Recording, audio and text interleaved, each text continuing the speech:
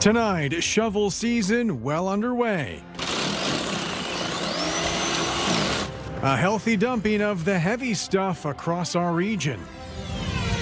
Plus, pushing back on hateful messaging. I was actually quite angry, and I don't agree at all with what they're trying to spread. The party planned at Wortley Bridge, aiming to unite a community. And improving care for local kids. This is just the beginning of so much more to come. The new LHSC partnership supporting pediatric care.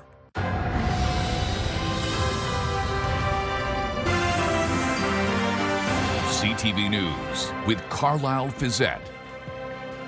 Good evening. Thanks for joining us. We begin tonight with the second day of weather disruptions across Midwestern Ontario. A winter storm has buried parts of the region, mostly landing north and east of London. With more on today's Dig Out, here's Scott Miller. Emery Slesser and his dad are doing their best to dig out their driveway in Wingham after a huge dump of snow last night. It's horrible. I hate having to scoop this down. He has to chop it down, and then I have to blow it out, and you just repeat that, and it just doesn't end. A streamer coming off of Lake Huron stretching from Kincardine to Kitchener dumped upwards of 30 centimeters of snow overnight and this morning on places like Wingham, Brussels, and Listowel. Residents awoke to driveways jam-packed with heavy, wet snow. And I'm really thankful the town plowed it in for me because, I mean, this is what I want to do for 4 hours as I shovel up my driveway. The father-son team weren't alone in their frustration today as residents used every means necessary to clean out their driveways and walkways, only to see it filled back in moments later. At its peak, this system dropped 5 to 10 centimeters of snow per hour. Well, it's normal for where we are in Ontario, so kind of early though. It was a second consecutive day of school bus cancellations and school closures across Huron, Bruce, Grey, Perth, and Wellington counties. Over the past 2 days, some communities have seen more than 70 centimeters of snow. I would rather have gone to school than have to do this. The worst of the squalls are supposed to subside tonight, but with Lake Huron wide open, it's only a matter of time before the next storm passes over the unfrozen waters, adding fuel to the snow machine. I'm living the Canadian dream. This is what I live for. In Wingham, Scott Miller, CTV News. Elsewhere, 2 crashes shut down part of the 401 near Cambridge, trapping many in their vehicles overnight into the morning. With more on what was a long day for road crews, here's Jeff Pickle. A long day and night of slow traffic and frustrated drivers. At the time of the collision, the road conditions were extremely poor, described as icy, whiteout conditions, snowy, just poor conditions overall to be driving in. The problem started last night around 9. Conditions got so bad, transport trucks became stuck on the 401. Unfortunately, due to these commercial motor vehicles that were blocking live lanes, in addition to that, the road conditions being icy and poor, the highway was closed for a significant period of time. No one was injured, but delays were long. As one 9-hour closure was clearing up around 6 a.m., another collision and closure on the opposite side of the 401. The 2 commercial motor vehicles that were involved, semi-trucks in nature to that size, one had collided with the rear of the other, and which caused this liquid asphalt to exit to the commercial motor vehicle that was struck from behind. The OPP say 40,000 liters of liquid asphalt spilled onto the highway, leading to the extended closure. Anticipated reopening time is 6 this evening. In town, the situation not much better. As of midnight last night, we declared a snow event, and then we called a full plow at 3 a.m.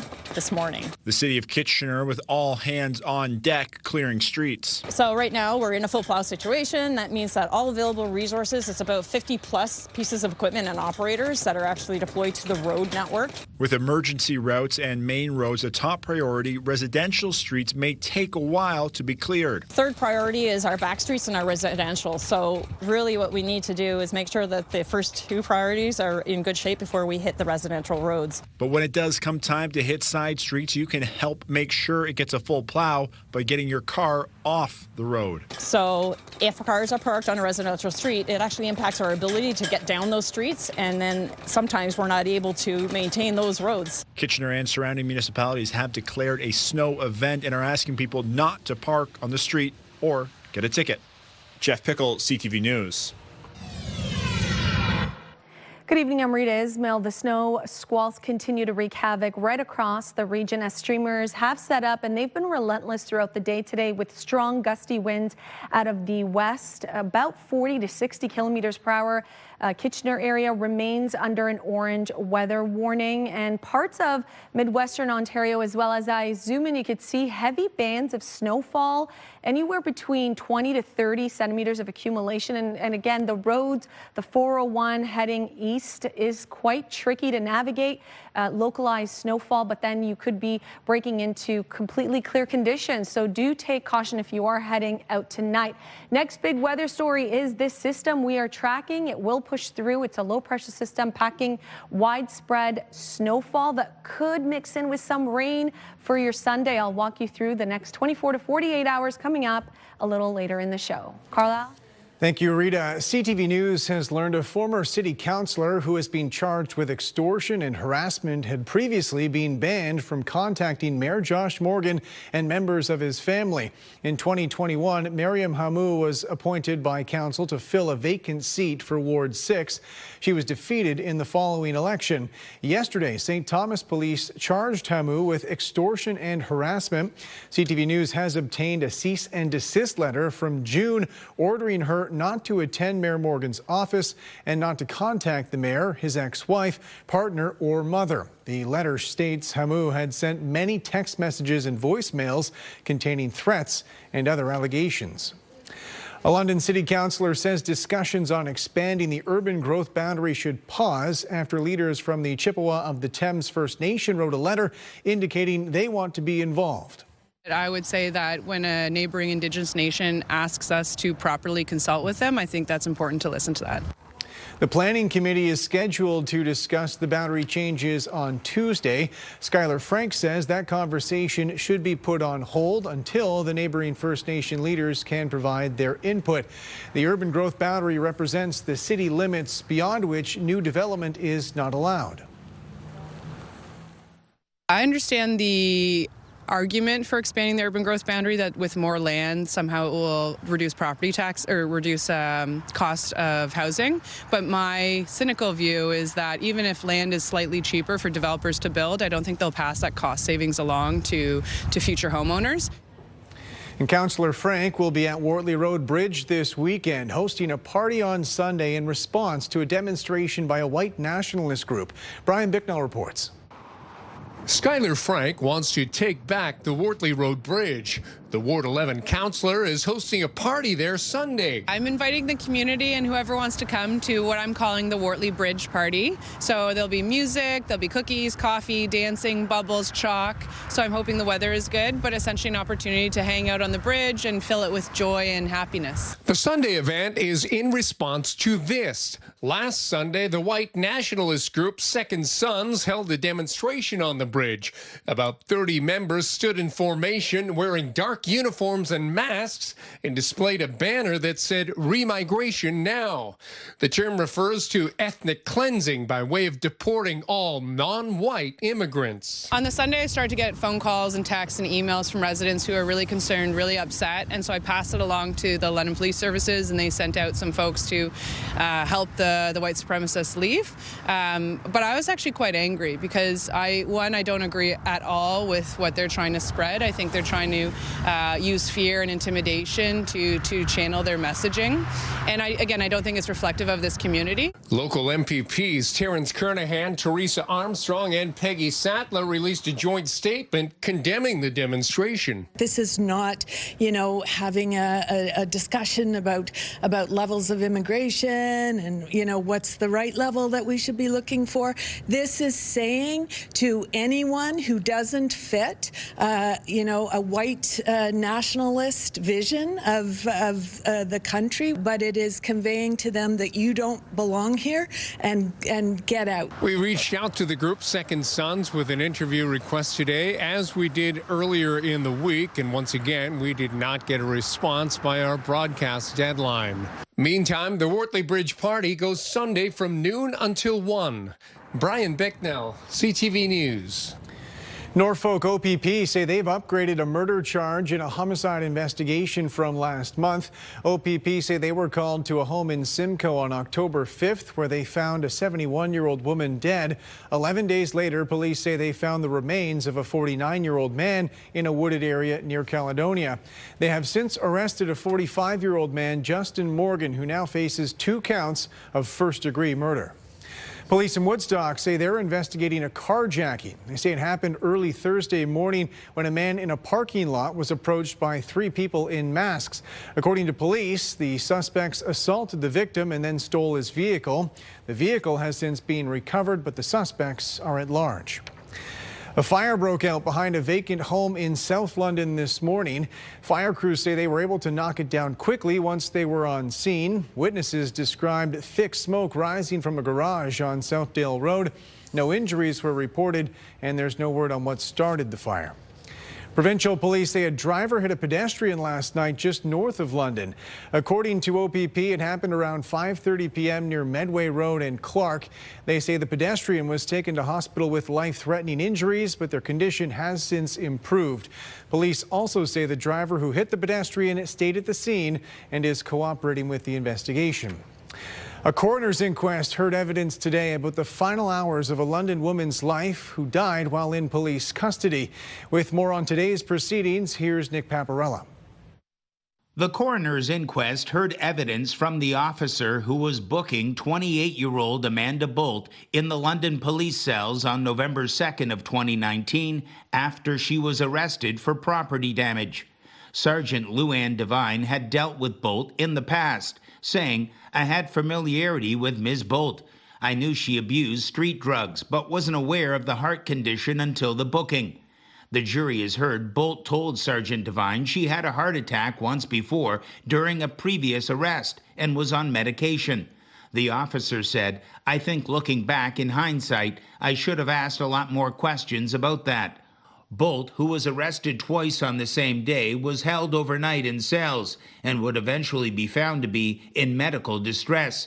She would be rushed to Victoria Hospital, where she died 10 days later from cardiac arrest. The inquest has heard that she had a troubling childhood in foster care and would develop addictions to drugs and alcohol along with the medical conditions. Earlier in the day, Staff Sergeant Anthea Fordyce told the jury when working in the cell block area, "You're seeing people who have the most tragic lifestyles." She said London police are constantly reviewing and updating arrest procedures when it comes to those with addictions and health issues, saying, "We are looking at working with community partners to have medical oversight within the cell block." The inquest into Bolt's death is expected to last 5 more days. Nick Paparella, CTV News. The province's police watchdog is investigating what sent a London man to hospital while in custody. According to police, a man and a woman were found sleeping in a stolen car Wednesday. They say the pair were arrested and they found heroin. Police say the man was later taken to hospital for medical attention, where he remains. A new water tower is online serving the Aylmer area. Local officials say it's a much-needed upgrade on the previous tower with significant community growth on the horizon. Jerry DeWan reports. The new water tower has actually been operating since the end of September, but was officially commissioned on Friday. There is a great need in Aylmer right now, and in the area around Aylmer as well. We are a growing community. The new composite elevated tank holds approximately 7.6 million liters of water, more than double the capacity of the old stand tower built in the 1980s. We're going to accommodate water for the surrounding communities as well, like Central Elgin and Malahide. It will also supply the Ontario Police College located on the northeastern edge of Aylmer. The area is anticipating substantial growth as the PowerCo EV battery plant takes shape in St. Thomas, and other EV-related businesses that will support PowerCo set up operations. New housing is already being built in the shadow of the water tower, and the tower itself sits in Ames Park, Aylmer's new business development area. We have to make sure the infrastructure is in place, water being a key component, water and wastewater. Through the Investing in Canada Infrastructure Program's Green Infrastructure Stream, the town received almost $2 million from Ontario and $2 million from the feds. The total cost of the project was about $4.9 million. If you want growth, you need infrastructure to accommodate it. So this water tower will set up the community in Malahide, Central Elgin for decades to come. Most times when we think of the municipal water supply, we think about the water coming into our homes, but that water plays other important roles in the community. Improved water flow and pressure will help fire crews in the city and in nearby communities. The previous tower is being decommissioned and will be torn down, but no timeline has been set for that work. In Aylmer, Jerry Dewan, CTV News. Local parents of children with rare bone conditions won't have to make as many trips to Montreal in the future. For years, that's been the primary destination for treatment. Sean Irvin has more on the new LHSC initiative, providing options closer to home. For a child battling a bone disorder, any method to improve their comfort is welcome news. Nearly 2 decades ago, an effort to move the Shriners Hospital from Montreal to London failed. And in the aftermath, local children and their families continued to commute to Quebec. That will not end as a new partnership between LHSC and Shriners Hospital grows. But a new program, dubbed STAR, is expected to reduce travel time. Already, a partnering monthly clinic has helped 111 patients. And so we want to make sure that we can reach out to our partnering pediatric sites to ensure that we can bring care closer to home. We do share many patients that get treatment here, but also they have come to Montreal. And if we can make that trip one less trip so that they can come locally, that is one of our main goals. The local programs are supported by London-based Mocha Shriners. The fraternal organization has committed $1.5 million over 5 years, with 1/3 of the cash going towards research designed to track and speed up treatment plans for children. When you have an optimized treatment with a rare bone condition, you expect to have less pain, you expect to have less need for surgery, you expect to have improved functional mobility, running, playing, jumping, doing all those things that we want kids to be able to do. Researchers, administrators, and supporting Shriners hope the partnership, the first of its kind outside of Quebec, is just the beginning. And I think as we work together, we'll continue to find ways to capitalize on the expertise in each of the spots to build programs that serve these kids. And so this is just the beginning of so much more to come. In London, Sean Irvin, CTV News.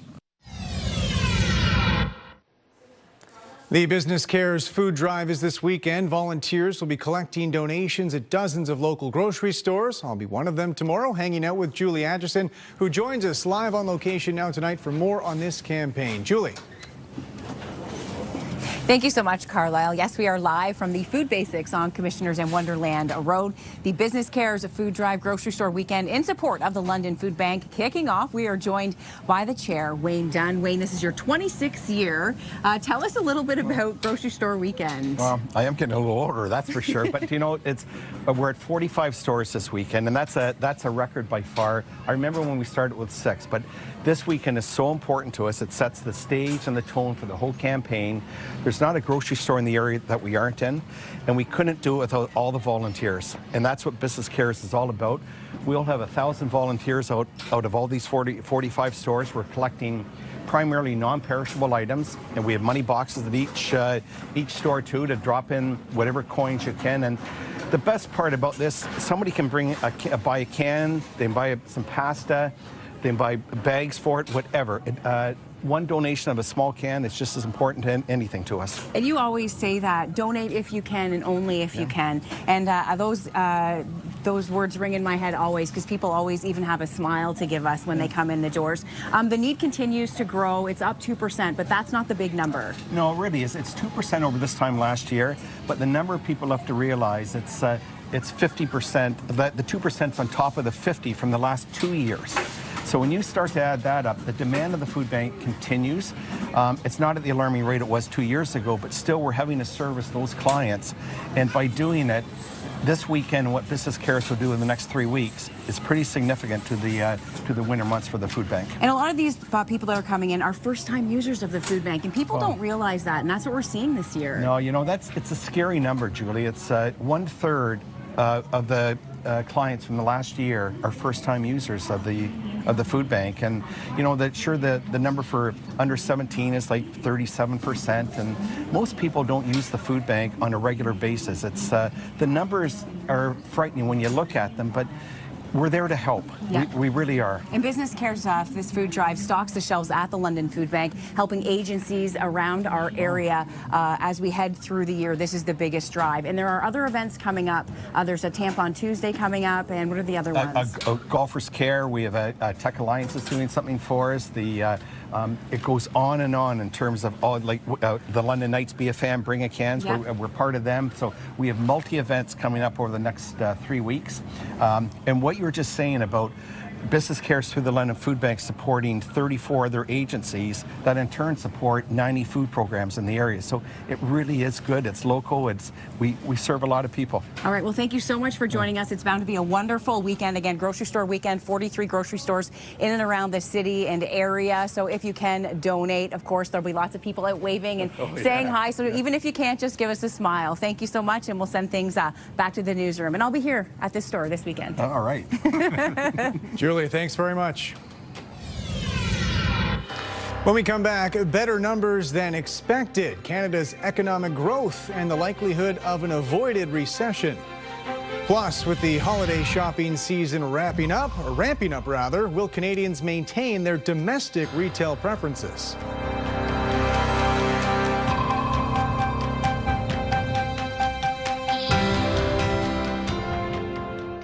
Download the CTV News app and stay on top of local stories as they unfold. We begin tonight with Ontario's latest. Customize your feed and watch live wherever you are. ctvlondon.ca, your home for news. Tis the season for helping others, and the Business Cares Food Drive is how we can all help Londoners in need. On November 29th and 30th, over 40 participating grocery stores and hundreds of volunteers will be collecting food and donations. Over 40% of people who use the London Food Bank are children, so your support is needed now more than ever. Let's ensure everyone has a happy holiday.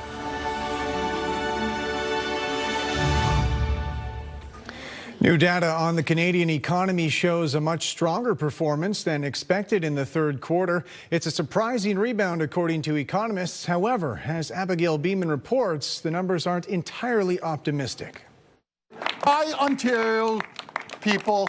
That's what we need to do, is support each other. Some economists say gross domestic product growth is proof months of Buy Canadian ads and measures are working even with an unresolved trade war.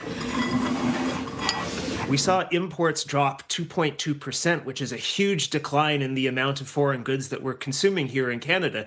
And that's really what helped to propel the economy forward, along with some increasing government spending. Canada's real gross domestic product rose 2.6% on an annualized basis in the third quarter of 2025. Imports dropped 2.2% and exports climbed 0.2%. This puts aside kind of the recession talks, or certainly the worries that we had about 2 negative quarters, but it doesn't really kind of take away the kind of, how should I say, concern that we have around the economy still. Statistics Canada says business investment was flat and household spending dropped slightly.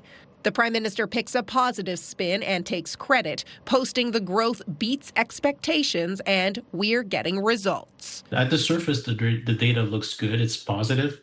But scratching beneath the surface, what you see is that there's some prudence. Consumers are prudent. You see that in the way they've increased their savings. This economic snapshot comes ahead of the Bank of Canada's last interest rate decision of the year on December 10th. Abigail Beeman, CTV News, Ottawa. Black Friday discounts are in full swing as retailers ramp up for the holiday spending season. For many Canadians this year, they've tried to shop domestically. However, as Andrew Johnson reports, lower prices may influence those preferences. The decorations are up at Vancouver's Pacific Centre, whether shoppers are ready or not. How's the budget this year? Are you spending more or less, the same? I don't have one yet. It's easy if you're spending someone else's money. Are you planning to spend more money this year, less? Yeah, I hope more. How come? Money of my boyfriend. For many Canadians, it has been a year of careful spending and supporting local in the face of the U.S. trade war. Buy Canadian is my priority. Absolutely, I've been trying to buy Canadian. But that isn't on everyone's radar. Are you trying to buy Canadian or do you care? I don't care. One question now on Black Friday, featuring the biggest discounts of the year. Will saving money win out over patriotism? Analysts say it may. Wallets are stretched, and so people who maybe were only buying Canadian, may be tempted, particularly for those big ticket items where there's a big gap between Canadian goods and perhaps US goods.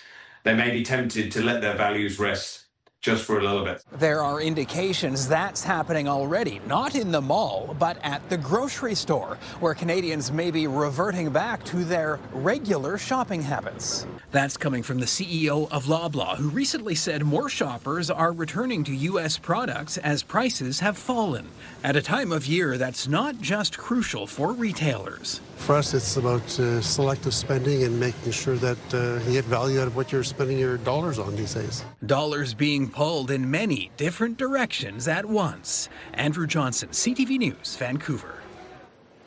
Rita Ismail's on the desk with me now, and we've been talking with Julie this week because there was a big change in terms of the weather warning system across the country, and we've kind of seen a little bit of everything when it comes to that this week once it's been introduced. Absolutely. We've used, I think, all three different levels of warnings, the yellow, the orange, and the red, and we have a couple that are still in effect for us. An orange, a snow squall warning remains in place for Midwestern Ontario. Parts of that region have actually been hammered with snow today, thanks to strong gusty winds.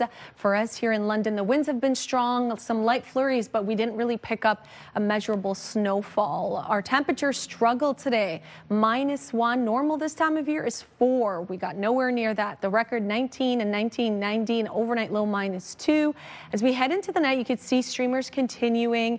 They will slowly start to ease after midnight, but parts of Grey and Bruce County, you'll still be in and out of one specific band that won't let up. The rest of us, we should get a bit of a break before a big snow system pushes through Sunday morning. And here's how that plays out. So strong winds have caused these lake effect flurries. This system here will gradually push through late day tomorrow, and then we'll have a cumulative snowfall Saturday into Sunday morning. Here's how that plays out on the forecast model. A little bit of sunshine if you're up bright and early tomorrow, but the clouds quickly thicken by about 1-2 p.m. We'll be dealing with cloud cover. Ahead of that, widespread snowfall associated with that low pressure system. You could see it pushing through around 9 p.m. Now it appears that it will be snowing all night into the morning and then switching over to mixed rain snow, especially along the northern shores of Lake Erie. You could see this green and pinkish area, so travel could get a little bit tricky for you early Sunday morning, and then it should continue into the afternoon on Sunday,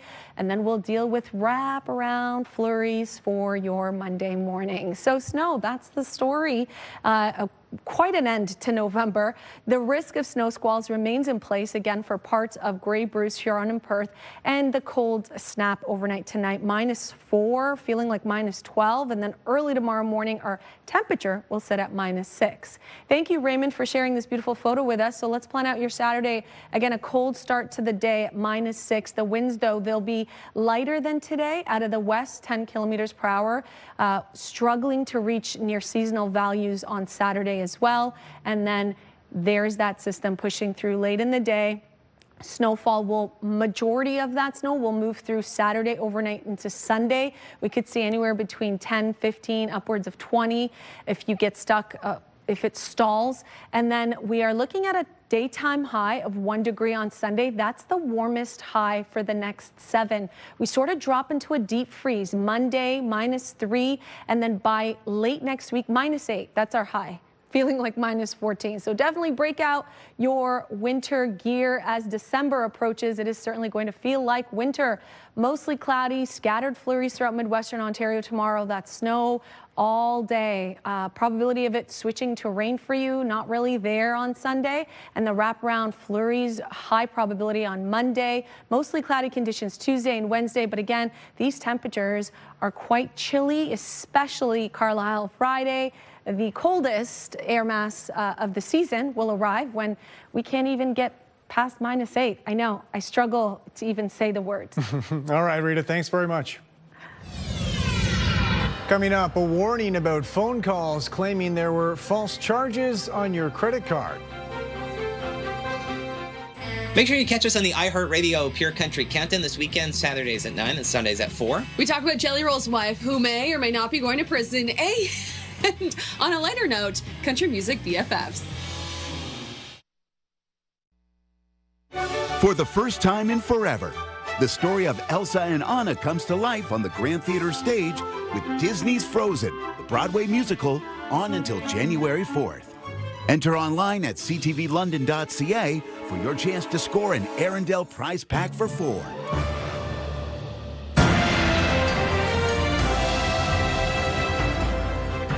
A warning about a phone scam, especially as holiday shopping picks up online. As Pat Foran reports, if someone is trying to convince you to download an app, it's likely a scam.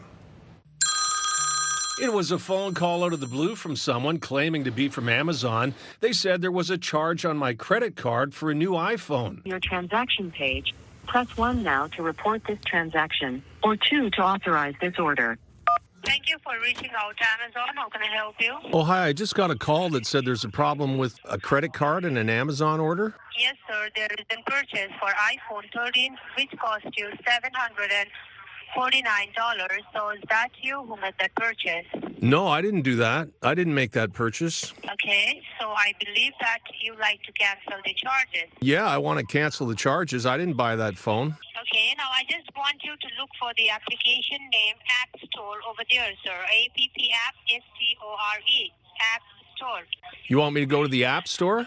Yes, open the App Store, sir. The scammer wanted me to download an app that would allow them to take over my phone. They would have remote access to my banking, email, and basically everything on my phone. What the hackers and the fraudsters are trying to do is to get you to download an app from the App Store that allows for remote desktop connections. I strung the scammer along as she tried to get me to download the application. Okay, I got it open. Tap on it and tell me what do you see on their screen. Okay, but will that let you take over my phone? It's an official application from where you will get connected to the Amazon security server. Once you will get connected to the server, you can cancel the charge as well as secure all the information, all right? Well, can't you cancel it without me doing that? Eventually, she grew frustrated that I wouldn't download the app, and she hung up. Ritesh Kotak says if a scammer uses an app to gain control of your phone, they have access to everything on it. And if fraudsters and hackers are able to gain access to it, they essentially have access to your entire life, all your transactions, and all of your data. If you get a suspicious phone call like this, hang up and never download apps that grant access to your phone. Pat Foran, CTV News. New polling from the Angus Reid Institute suggests the path to completing a pipeline project from Alberta to BC will be complex. Nationally, there is support for this concept. When we ask Canadians, would you support the concept of an Alberta-BC Northern Pipeline, 60% say yes. Now, that level of support is lower in British Columbia. It's only 53%. And then when you get to asking people who live on Vancouver Island and the north coast of British Columbia, basically where at the terminus of such a pipeline, tanker traffic would presumably come down to get that bitumen to open water, that's where you see the highest level of opposition, the highest level of pushback to such a project. The agreement includes a carve-out for federal environment laws, including an adjustment to the tanker ban if the project reaches that point. Less than half the people polled by Angus Reid said they support those changes. 26% said the carve-out is the right policy. 21% supported removing the tanker ban entirely. Canada's main stock index was up on strength in the energy and base metal sectors. The TSX gained 186 points. In New York, the Dow added 289. The Nasdaq is up 151. The Canadian dollar gained a quarter cent. On commodity markets, gold added more than $52 an ounce. Oil lost 10 cents a barrel. Later on CTV News, a Christmas controversy in the nation's capital. Who's got the biggest tree in Ottawa? Canadian Border Service agents say there have been 2 massive drug busts at the Blue Water Bridge. They say a Stony Creek resident was arrested for trying to smuggle more than 100 kilograms of cocaine. In a separate incident, they say 2 people were arrested for bringing in 350 kilos of meth. The seizures were part of a 60-day police initiative called Operation Meridian. 5 candidates squared off in Montreal last night in the first official NDP leadership debate. Cost of living right now for Canadians is skyrocketing. But we're getting squeezed while billionaires are cashing in. Unless we start fixing our relationship with the first past the post electoral system, none of this will come to pass. Rob Ashton, Tenniel Johnston, Avi Lewis, Heather McPherson and Tony McQuail took questions. Topics included regaining support from Canada's working class, reconciliation, and building support in Quebec. The debate was supposed to feature 60% French content. However, it was largely conducted in English. The NDP will choose a new leader on March 29th in Winnipeg at the party's annual convention.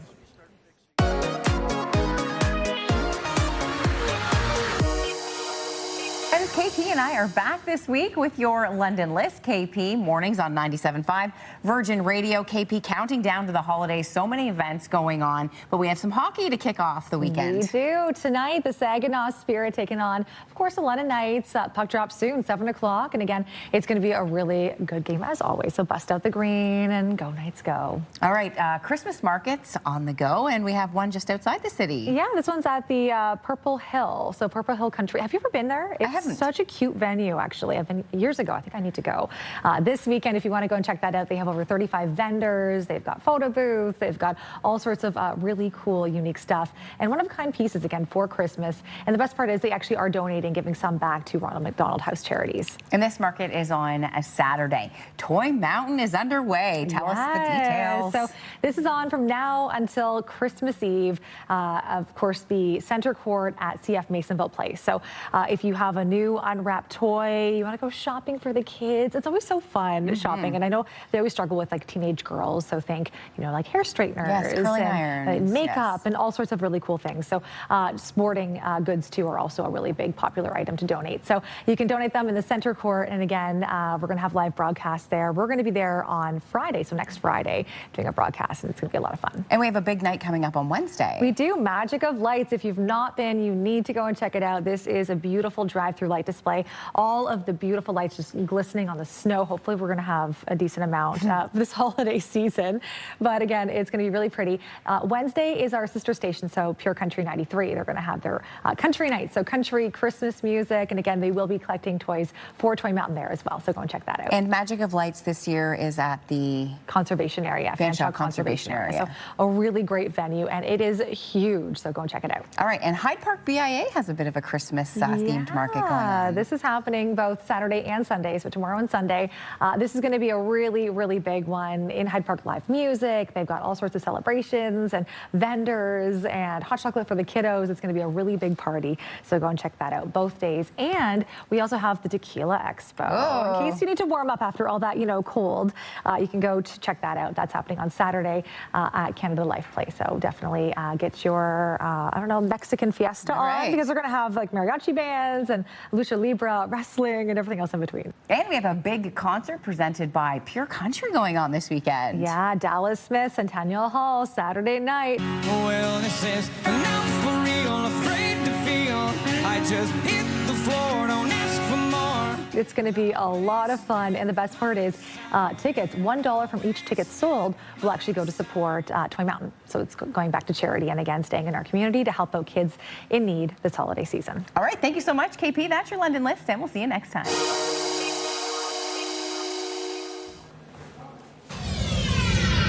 Monday on CTV News, no excuses. The safety campaign launched by local parents urging drivers to stop for school buses.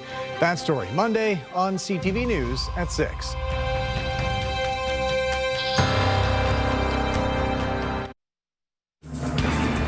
Tonight's weather snapshot sent in from our viewer Dean Archer, who took this beautiful photo at Springwater Conservation Area near Aylmer, Ontario.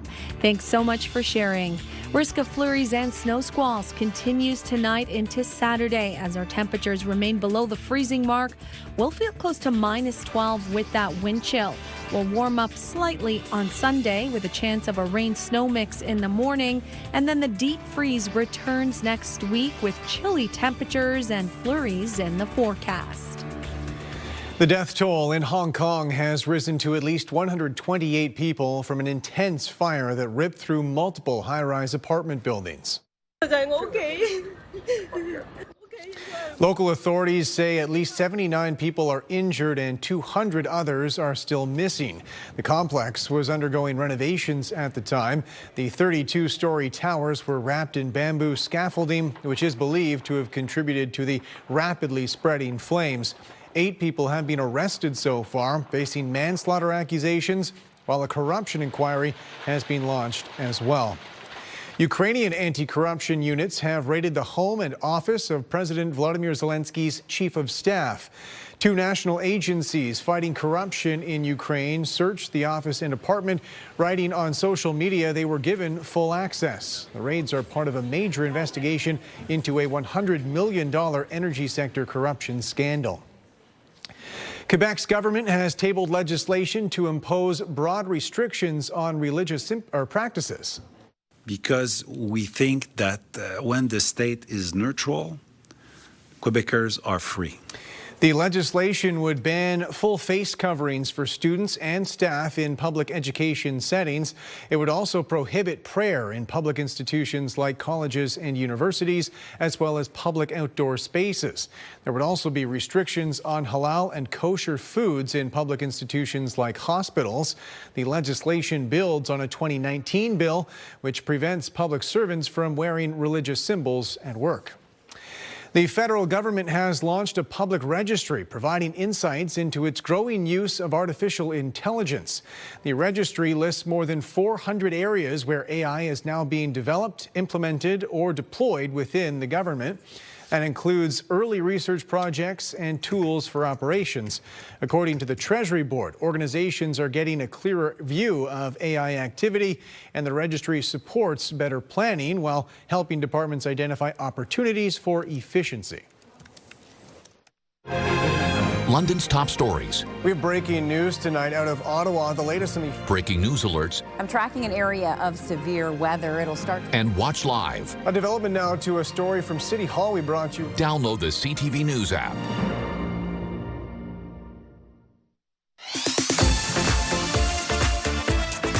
I'm Sherry Flick, host of Weekend Spotlight. This Saturday morning, 8 a.m., we are going to be on the road. Jennings Fine Furniture is where we're setting up our studio. We'll talk to owner Renee. We also have Power Co. Company coming in, the new battery plant, talking about their big hiring push, and Railway City Tourism to tell us about all the fun things happening in St. Thomas for Christmas and beyond. That's all coming up Saturday, 8 a.m. It's time to build a toy mountain.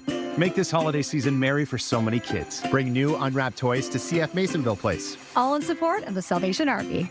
We will be collecting donations November 21st to December 24th. With all donations helping families right here in our community. Toy Mountain, supported by Gomez Appliances, London Bass Center, and UBC Built Local 1946. Let's make this the best toy mountain ever. Visit ctvlondon.ca for more ways to donate. Finally tonight, who's got the tallest tree in the nation's capital? Dylan Dyson has more on the overgrown evergreens lighting up the holidays. For Natalie Martel, a Christmas tree this big is picture-worthy.